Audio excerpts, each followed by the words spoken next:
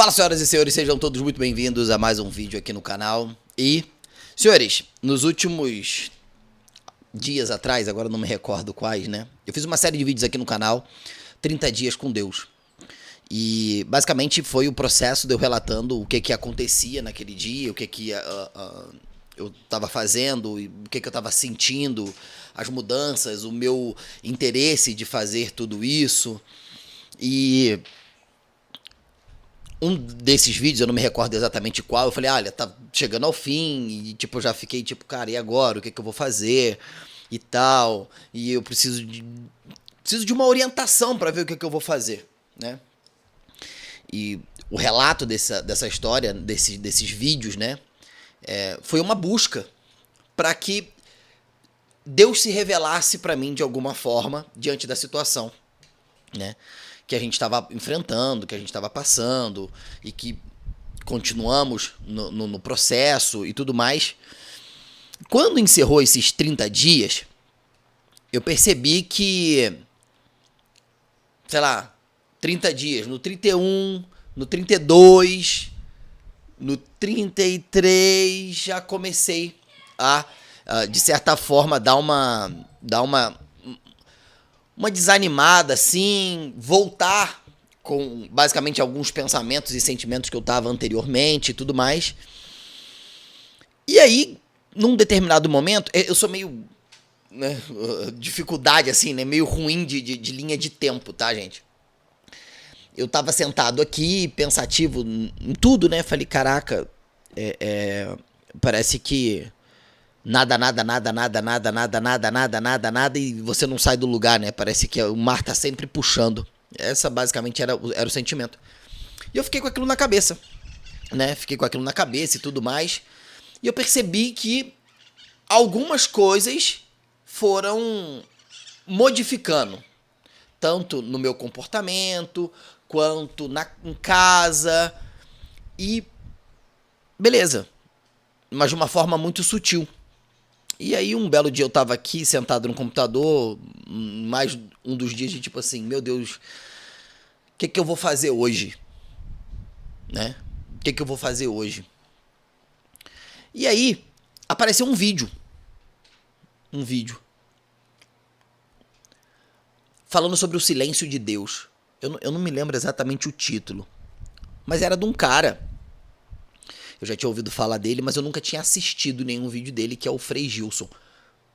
Possivelmente, fatalmente, você deve conhecer ou já ouviu falar nesse cara. O cara é fantástico. Fantástico, tá? E aí ele estava abordando um tema muito interessante. Foi no podcast do Vilela, sobre o silêncio. E aí ele estava relatando algo que era como se ele tivesse me descrevendo. A sensação que eu tive era essa, ele estava me descrevendo. Tanto que eu coloquei pra Andressa ouvir e eu falei, esse cara acho que ele tá descrevendo exatamente o que eu tô pensando agora, hoje e nesses últimos dias. E ele estava falando sobre o silêncio. E uma das coisas que ele relata, né, que foi aonde me pegou, é o silêncio de Deus. Foi quando ele começou a falar. E esse é o pior silêncio. É o silêncio de Deus. E aí ele contou uma breve história de Jó. Que Jó chegou num determinado momento. Que Jó, ele se perguntava para Deus. Você não fala mais comigo. O que aconteceu? Você falava comigo, você me visitava em sonho. Você falava comigo. O que houve? Por que eu me tornei um inimigo seu? Você não gosta mais de mim? Somos inimigos agora? E Jó vai falando isso, né? Com Deus. A um ponto que Jó fala assim, o que tá de errado em mim? Aonde eu tô pecando? Me fala para que eu possa me limpar disso.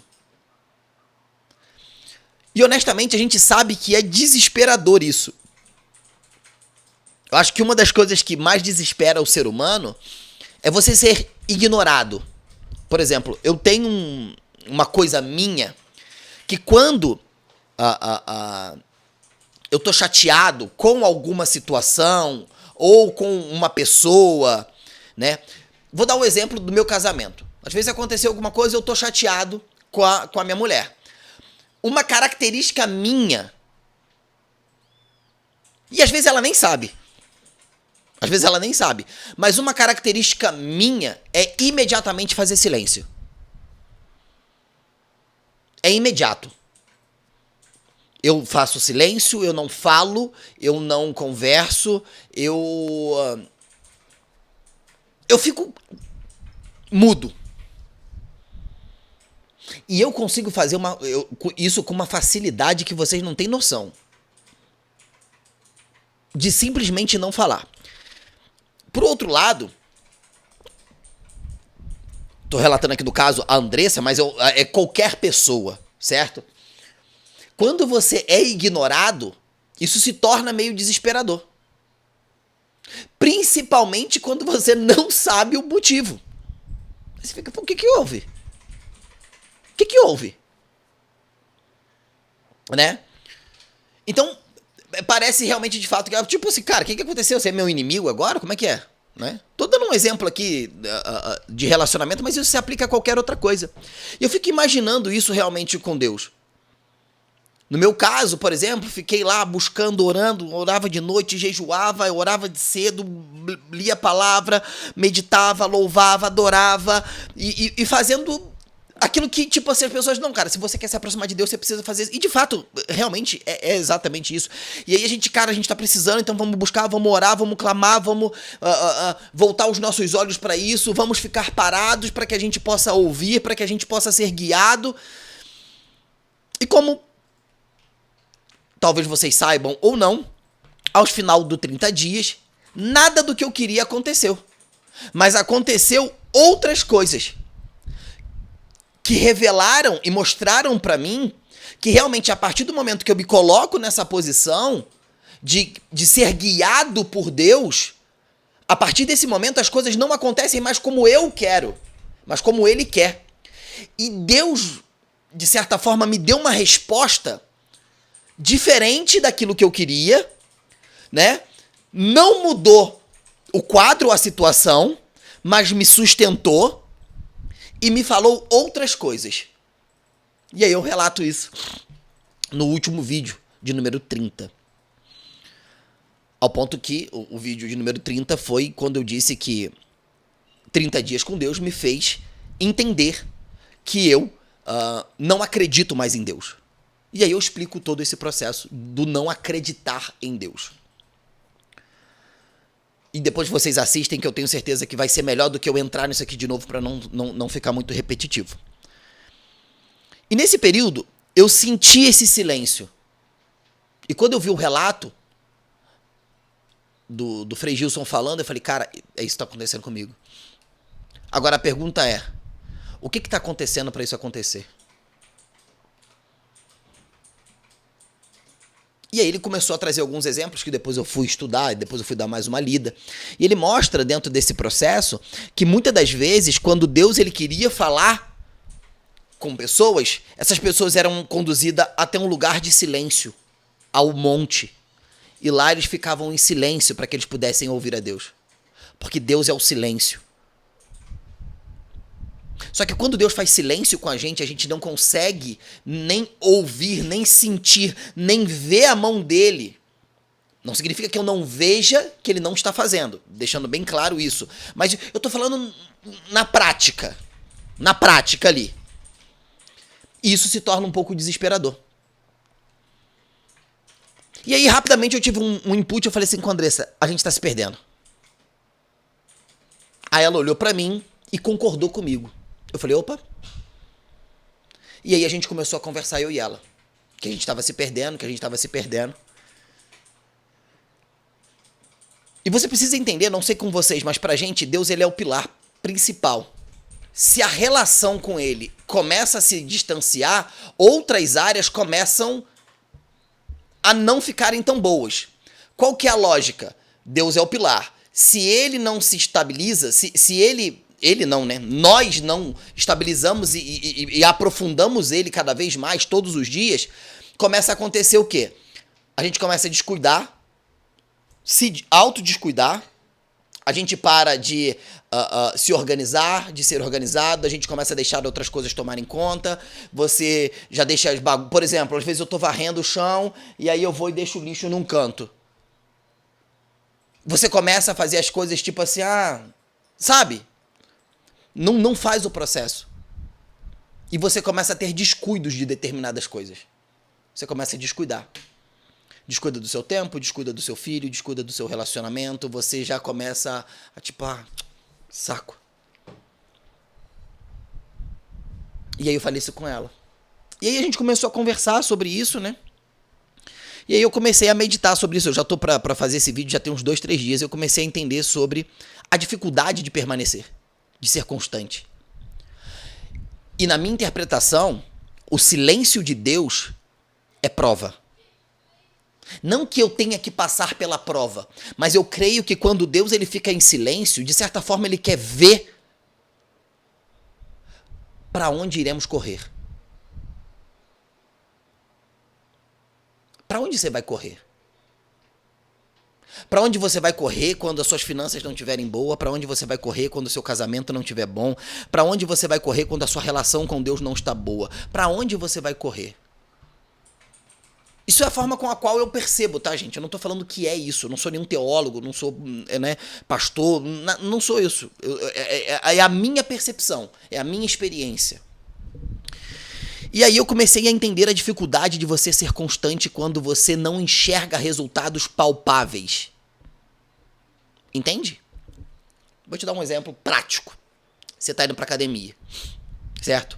E aí você começa a fazer tudo certinho. Você tá fazendo dieta, você tá treinando, você tá isso, você tá aquilo, papapá, papapá, papapá. Passa 30 dias, você vê uma mudança, aí você, poxa, que legal, vou continuar. 40 dias, para. E aí você fez 60 dias, se olha, sobe na balança, aí você fala, pô, não tem nada mudando. E aí você começa a desanimar. Pô, tô fazendo tudo certo. Eu tô fazendo o que precisa ser feito, eu não tô comendo, eu tô treinando, eu tô isso, eu tô aquilo, mas eu não tô saindo do lugar. Logo pensamos que não vale a pena. Não vale a pena. Tô fazendo tudo certo. E tá tudo dando errado. Não tô comendo besteira, tô fazendo tudo certinho, tô fazendo academia, tô treinando, malhando, tô, treinando, tô fazendo caminhada, tô fazendo isso, tô fazendo aquilo, tô estudando, não consigo, já estudei, não passo na prova, tô ficando reprovado e as coisas não acontecem. E aí você fala, poxa, mesmo fazendo tudo certo, nada acontece. E é esse momento que a gente desiste. E eu fui pra Bíblia para entender isso. Para entender o que eu preciso fazer para poder me manter constante. Ou o que é a constância, qual que é a importância disso. E aí eu achei alguns versículos. O primeiro está em João 15, versículos 7 e 8, que diz assim: se vocês permanecerem em mim e as minhas palavras permanecerem em vocês, pedirão o que quiseres e será concedido. Meu Pai é glorificado pelo fato de vocês darem muitos frutos. E assim serão meus discípulos. Olha que interessante. Não é sobre o fato de eu ser interesseiro, de saber que se eu permaneço, até porque Deus conhece o meu coração. Mas mostrar que a permanência nele, perseverar naquilo dali, vai chegar um momento que eu vou pedir e vai acontecer. Por que isso vai acontecer? A resposta está no versículo 8, porque o meu Pai é glorificado pelo fato de vocês darem frutos. Ou seja, o nome de Deus é glorificado a partir do momento que eu estou produzindo frutos, ao qual esses frutos revela aquilo que está por detrás daquilo. É quando você olha para uma pessoa e você fala assim, meu Deus, que pessoa talentosa, meu Deus, que negócio lindo, meu Deus, sabe? É quando você consegue, de certa forma, pregar, falar do amor de Deus, mas sem dizer uma palavra. É pelo simples fato de você estar cumprindo o seu propósito. Em 1 Coríntios 15, 58 diz assim: portanto, meus amados irmãos, sedes firmes e constantes, sempre abundantes na obra do Senhor, sabendo que o vosso trabalho não é vão. O nosso trabalho não é em vão. O nosso trabalho no Senhor não é em vão. O nosso trabalho de buscar, de orar, e muitas das vezes foi nesse momento, que eu posso pelo menos dizer por mim, que a gente se perde. Cara, tô trabalhando, tá fazendo, tô acontecendo, mas não acontece. Mas o trabalho tá aqui, ó. Portanto, meus amados irmãos, sedes firmes e constantes, sempre abundantes na obra do Senhor, sabendo que o vosso trabalho não é vão no Senhor.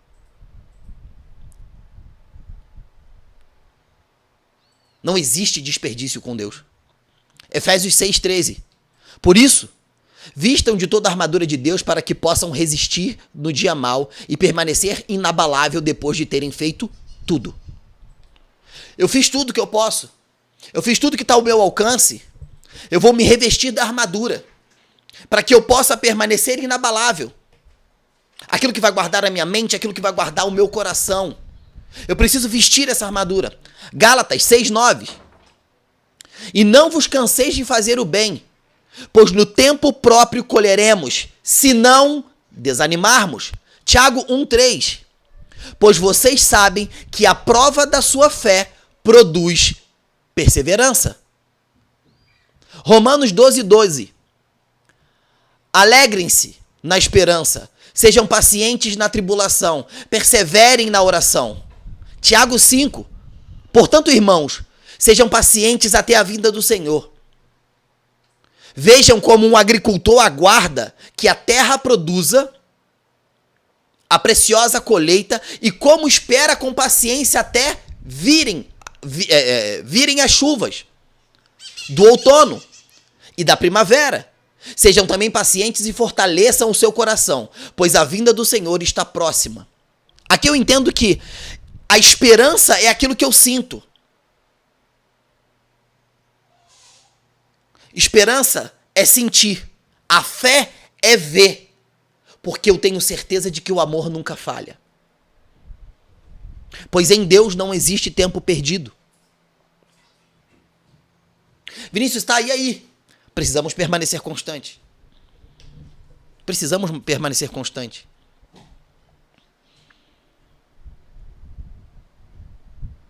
Aquilo que Deus disse para Josué: não se desvie nem para a direita e nem para a esquerda. Não aparte o livro dessa lei. Nele medita de dia e de noite. Seja forte e corajoso, tem de bom ânimo. Medita nesse livro. Não aparte a palavra da tua boca. Não se desvie nem para a direita e nem para a esquerda, porque eu serei contigo. O que Deus me ensinou nesse processo de refletir sobre isso? Não é porque eu não estou vendo que não tem nada acontecendo. Não é porque o milagre não aconteceu comigo, pra mim, que milagres não acontecem. Eu preciso entender que Ele guia minha vida, Ele é soberano e Ele sabe o que é melhor pra mim. Ele sabe o que é melhor pra mim. Eu sei que isso parece um discurso pra confortar, sabe? Não, Deus sabe de todas as coisas. Não, Deus sabe o que é melhor pra você. Cara, eu sei o quanto isso às vezes é duro. E mais duro ainda é quando a gente tá passando pela situação, a gente ouve isso. Não, Deus sabe de todas as coisas, vai dar tudo certo. Cara, mas naquele momento você fala que não vai dar tudo certo, porque nada tá acontecendo. E aí existe essa guerra entre incredulidade e fé. E é nesse momento que a gente precisa entender qual dessas duas forças eu vou alimentar.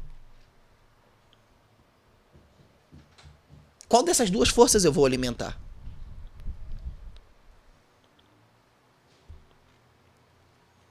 E aí a gente precisa estar constantemente o quê? Trazendo à memória aquilo que me dá esperança. Eu preciso me lembrar. Tem uma passagem em Mateus que é interessantíssima, deixa eu ver se eu encontro. Quando os discípulos, eles estavam meio que brigando sobre a questão do pão. E aí eles trouxeram o trigo. Deixa eu ver se eu encontro aqui.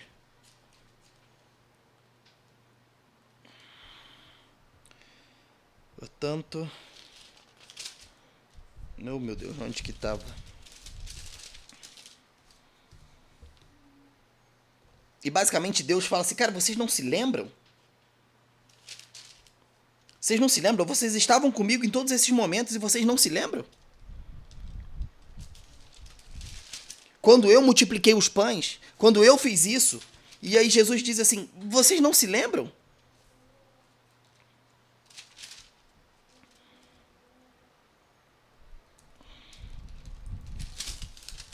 Gente, ao vivo é assim mesmo, não vou nem cortar não, vou deixar assim mesmo.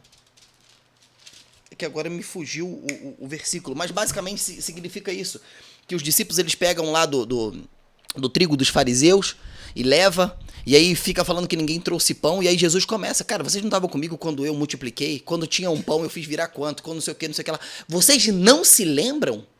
Cara, isso aconteceu, creio eu, né? Cara, aconteceu ontem. Eu fiz o milagre ontem do pão, vocês viram? E agora vocês estão brigando por causa disso? Vocês têm ouvidos, mas não ouvem? Tem olhos, mas não vê, ouvidos, mas não ouvem. Vocês não conseguem se lembrar? Eu creio que isso foi um convite que Jesus nos faz para nos lembrar. Porque é muito fácil esquecer aquilo que Deus já fez. Pois o duro de coração sempre vai julgar a Deus por aquilo que ele não fez.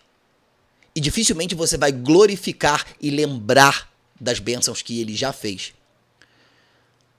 Eu cheguei a uma conclusão de que muitas das vezes a gente, quando se trata de falar de Deus, a gente espera sempre por ter ouvido durante muito tempo, muitos anos, né, que Deus ele é grandioso, que as obras dele são grandes e que o milagre é grande, e a gente escuta depoimentos e testemunhos de pessoas que tiveram milagres, de que ganharam casa, carro, e que determinada coisa aconteceu, que a cura aconteceu, e aí você fala, o que isso é uma armadilha? E eu estava até conversando com a Andressa exatamente sobre isso. Que quando a gente treina a nossa mente para isso, a gente para de perceber os milagres cotidianos. Porque muitas das vezes Deus ele faz algo sutil, um detalhe, que facilita alguma coisa no teu dia e você não consegue reconhecer aquilo como um milagre ou como uma intervenção do Senhor.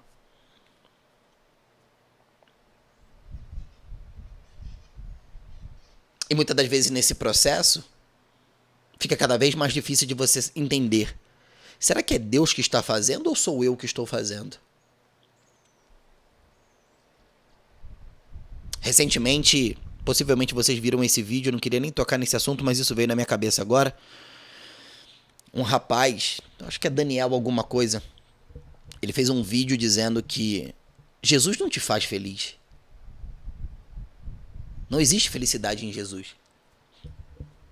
E que essa ideia que foi vendida de que Jesus é a felicidade, que ele vai fazer, que ele vai te dar, isso não existe. Jesus não traz felicidade pra ninguém. É um cara que morreu, e agora eu tô devendo ele porque ele morreu. E eu não pedi pra ele morrer por mim.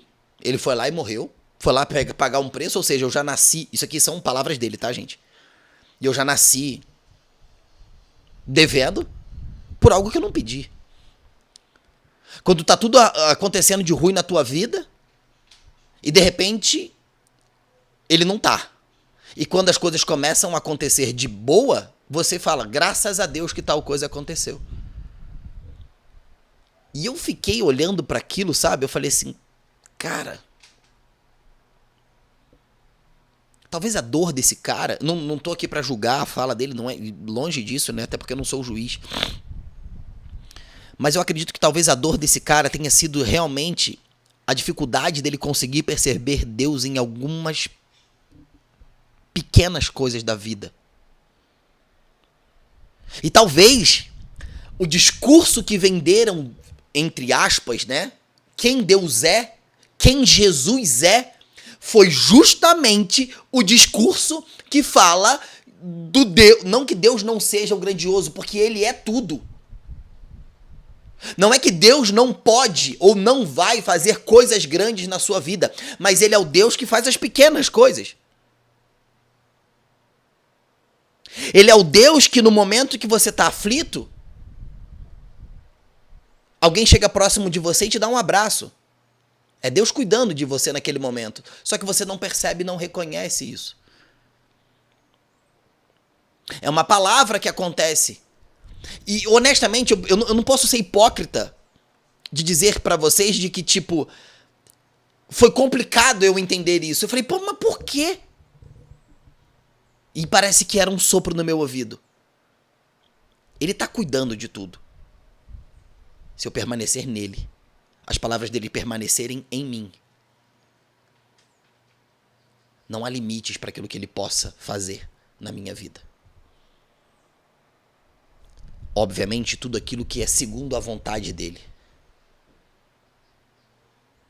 Sejam pacientes na tribulação, pois a tribulação vai produzir a paciência, perseverança, a fé. O dia mau não significa a ausência de Deus. Um dia ruim não significa uma vida ruim. Uma semana ruim não significa uma vida ruim. Um ano ruim não significa uma vida ruim. Não existe mal que permaneça e nem bem que dure eternamente. Eu creio que Deus, sim, muitas das coisas que a gente passa na nossa vida de problemas, foi a gente que se colocou. Eu tava até conversando isso com a Andressa. Falei, muitas das coisas que a gente passa de dificuldade, de perrengue, foi a gente que colocou. Não é Deus querendo provar a gente nada não, cara. Deus não é isso. Eu creio que Deus ele vai nos provar em determinados momentos de crescimento no sentido de tipo assim, vamos lá. Para que você possa passar para a próxima etapa, você precisa vencer isso daqui. Mas ele não vai querer me magoar, Deus não vai me chicotear. Ele vai me submeter a situações e circunstâncias que vão exigir de mim determinadas habilidades que ele sabe que é necessário para o próximo passo. Agora, eu não consigo ver um Deus, como muitas pessoas dizem, que está fazendo com que você passe por uma prova financeira, com que você não tenha dinheiro. Eu não acredito nesse Deus. Nossa, estou passando pelo vento, estou passando por uma prova. Não consigo acreditar nesse Deus. Porque talvez foram as suas decisões que te conduziram. Mas quando existe um processo de crescimento, que você está numa crescente, existe um processo de preparação. Imagina a seguinte situação.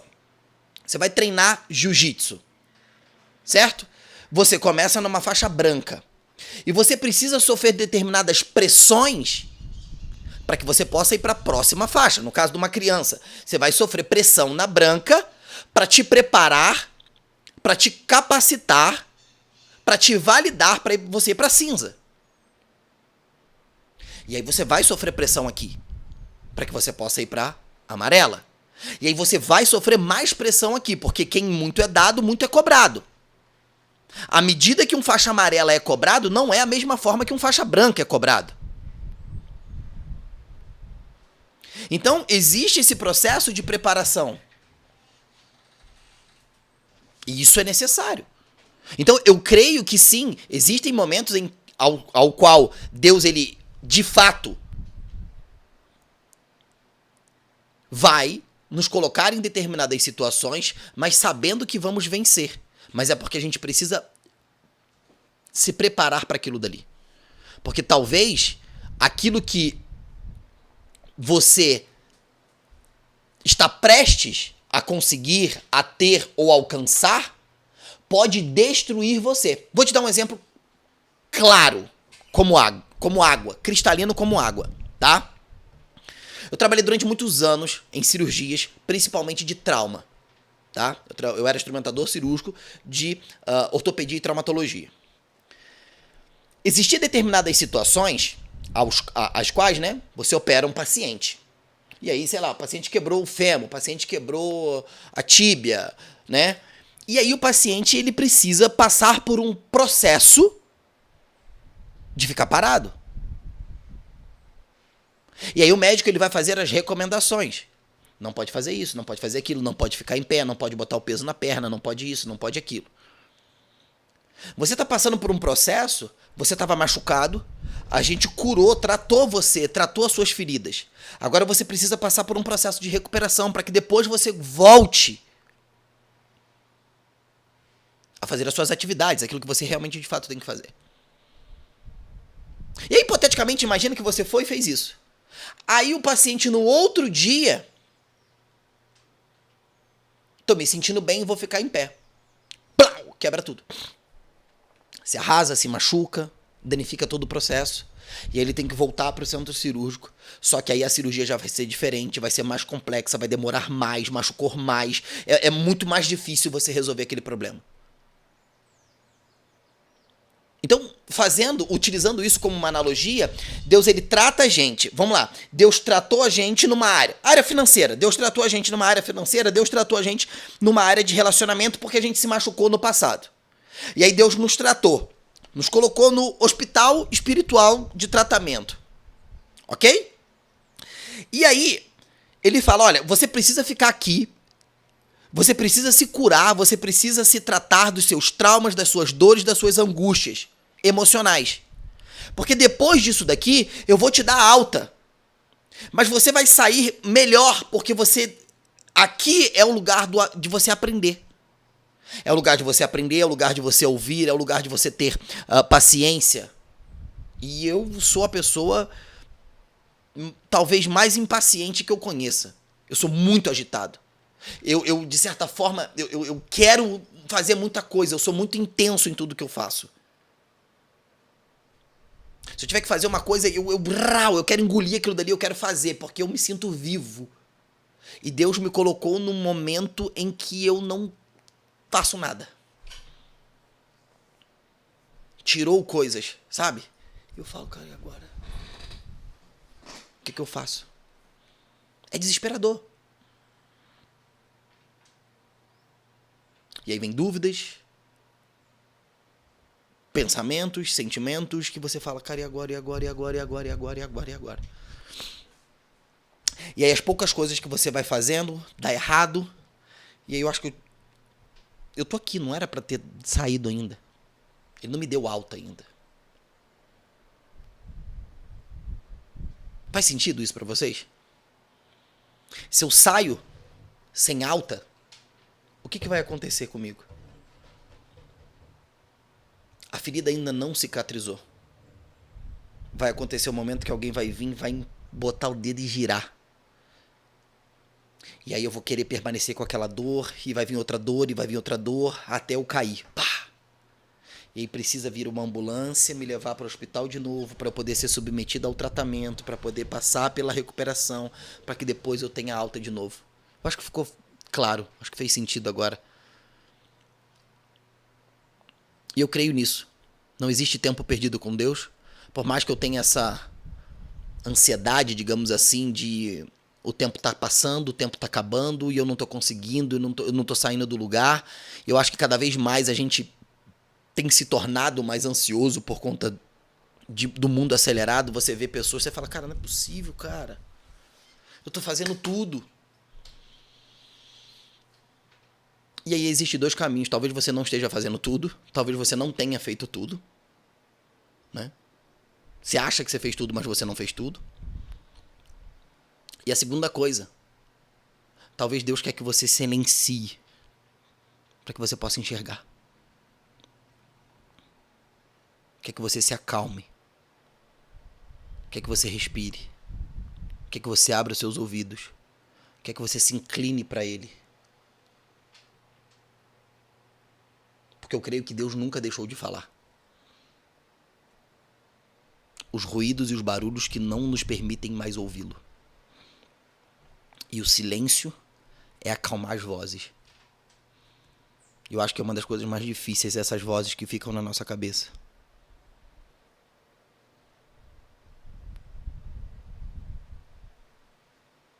E é isso.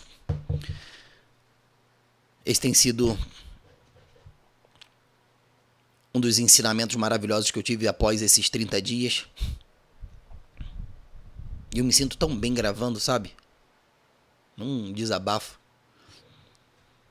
Independente se fosse pra colocar no YouTube não ou não, né? Teve até um vídeo que a Andressa gravou e eu tava falando e eu não sabia que ela tava gravando.